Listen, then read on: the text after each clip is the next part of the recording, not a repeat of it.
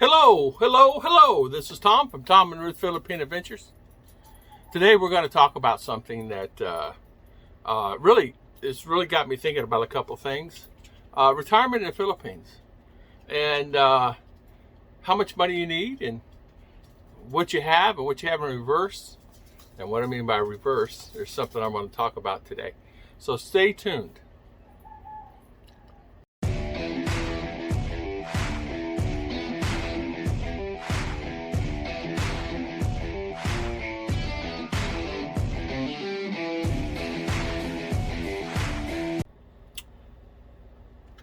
I did a video earlier. It ended up being 13, 14 minutes. I wasn't done, so I'm going to do it over, except this is going to be a shorter version.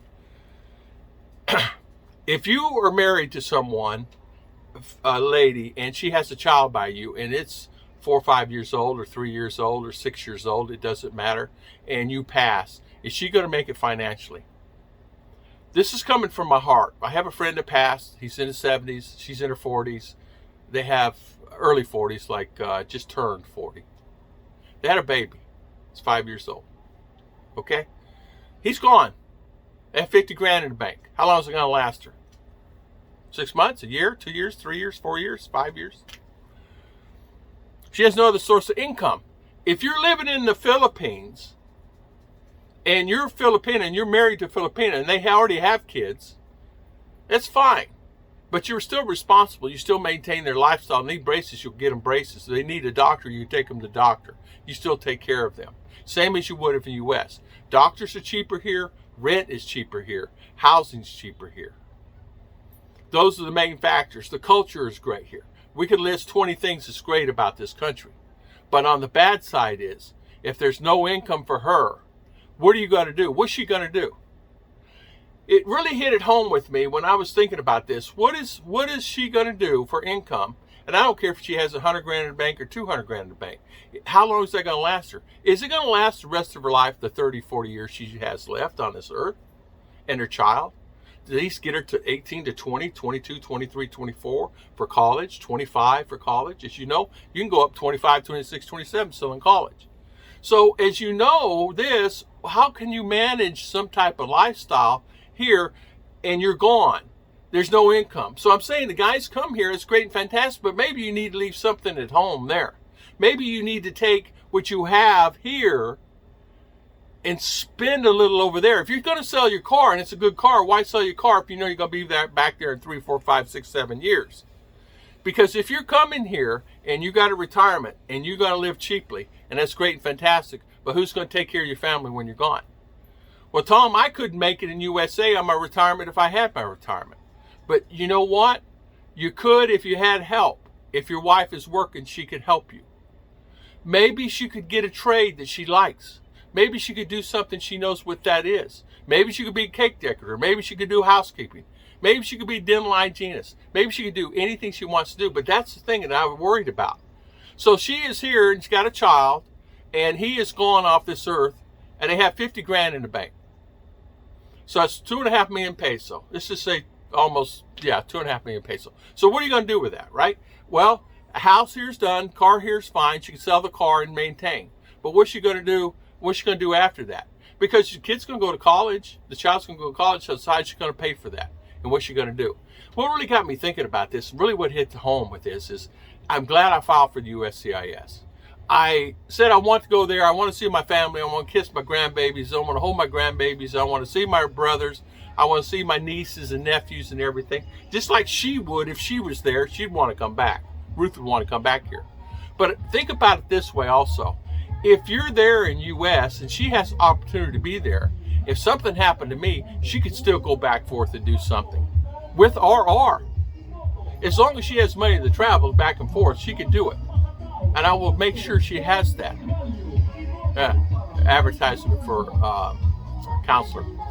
If you think about this, and what really, really, really bothered me was I have money coming in, and if something happened to me, what's Ruth going to do? Ruth could make it with a cake. She can make it with this. But it's not regular. It's not constant. She does great on cakes one month. Next month, she may only have 4 orders. So 4,000, I'm just saying. Where normally she'd have 10 or 15 or 20. What's she going to do? Budget her money. I understand, but you still got to buy the goods and the cake and the flour and the icing and all the fondants and things like that she uses. What's she going to do? Sell clothes? Okay, clothes? Well, everybody in the world's doing that. So if you're planning to come to the Philippines, make sure you do this. The housing's cheap here. Build your house, get that done. But maybe in the back of your mind, really seriously think about this. If you don't have $500,000 US dollars in the bank or $1 million in the bank, you might rethink the whole situation, because 100, 200, 300 grand is not going to help her and last forever with her. I mean, 100 grand goes fast. The expenses here are the same. The only thing different is the housing, the wages, things like that. I pay the same for eggs here. In fact, eggs are cheaper in US than I pay. Gas is cheaper in US than I pay. Electric is cheaper in US than I pay. My water's cheaper. My propane gas costs more than your propane gas in US. You have to really think about this. And it really hit close to home. Oh, okay, I can have my clothes made for $3. That's fantastic. But I can also go down to Goodwill if I needed clothes, but I can go down to Target and Walmart and buy me a t-shirt if I need to buy a t-shirt for, a couple of bucks or $10, whatever. 3 for $10, I don't know. I just remember buying them. I don't remember what they were. It doesn't matter what they were. It matters this.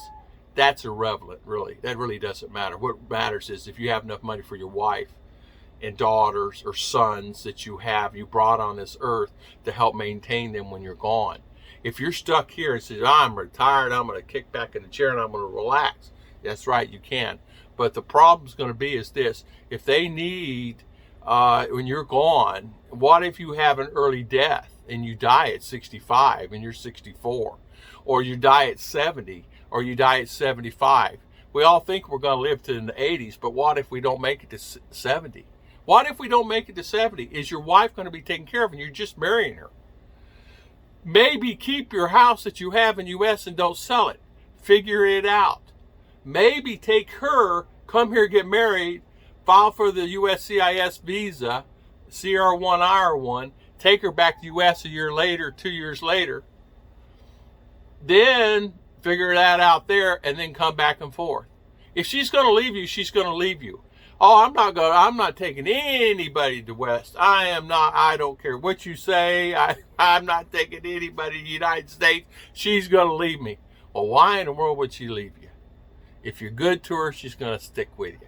She's going to stick. Because people don't realize, if you're good to someone, someone's going to leave the good. Guilt would get you so bad you couldn't make it out of the parking lot, out of the house. The thing of it is, if she's going to leave you there, she's going to leave you here anyway. And she may leave you before that if you're not good to her. If Ruth leaves me and I go to the U.S., well, you know what?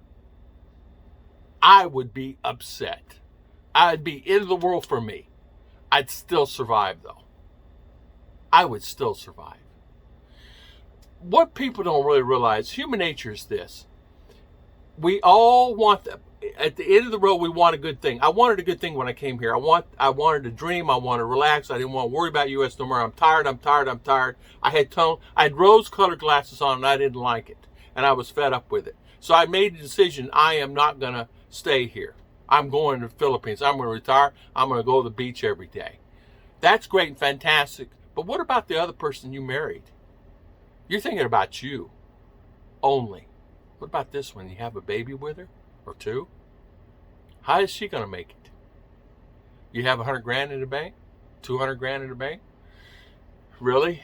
You have 300 grand in the bank that she could live on for the next 20 years? Can they live on 300? I don't know. Way people spend money here, you ain't going to make it through 3 years. Listen, money goes. I get my check in. I get one check in. I get another check in mid-month. And I got 2 checks coming in. And that money comes in, and this money is fine, this money's fine, we got money in the bank. Is it enough, Ruth? Well, probably not. It's not $500,000. People say, well, I'm here and I don't really care about that. I'm just going to stay here and I'm not going to get back to USA. No matter what anybody tells me, I don't care. Well, okay, that's great and fantastic. Worry about your wife then. That's what I do. I worry about my wife and my children. Even though she's not my blood child, when I married her, I committed. And I committed to my relationship. And I committed to this one. Thick or thin, I don't care. Thick or thin. And I tell her that. When you talk back to me, no matter what you say, I'm still going to be here. You're not gonna depress me. You're not going to get me upset. Watch your words. And that is all R. If I decided that I wanted to stay in U.S., I'll stay in U.S. Can I make it in U.S.? Yes. Could I make it on my current check? Yes. It wouldn't be like it is here. It would be more rent. Same electric cost, probably cheaper electric cost. Cheaper food cost. Gas would be cheaper. I'm thinking about something. I'm trying to think it. I'm thinking it out. I'm thinking it out. And I'm thinking it out. What? USA doesn't have beaches or things? I'm not trying to say it's perfect. I'm not trying to say this is perfect.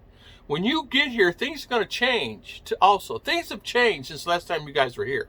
Things have changed since I've been here in the last 6 years.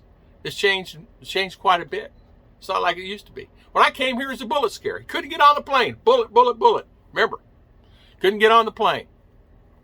They put bullets in your luggage. Next you pull off the side, we're going to send you to jail. They let you pay me 50,000 pesos. Remember all that? Man, I was here before all that. What you have to do is realize this, is take care of your wife, take care of your child. I want to thank everybody always watching my videos, 11 minutes. I try to cut it down, and dang, I'm jabbering 100 miles an hour. But it's a heart to home on this one, because losing that friend, and he's in his 70s, early 70s. I think she said he was 71, but he told me he was 70. So what? What in the world? He's gone. He's good health too, man. He's better health than me. Expect the unexpected. God bless everybody.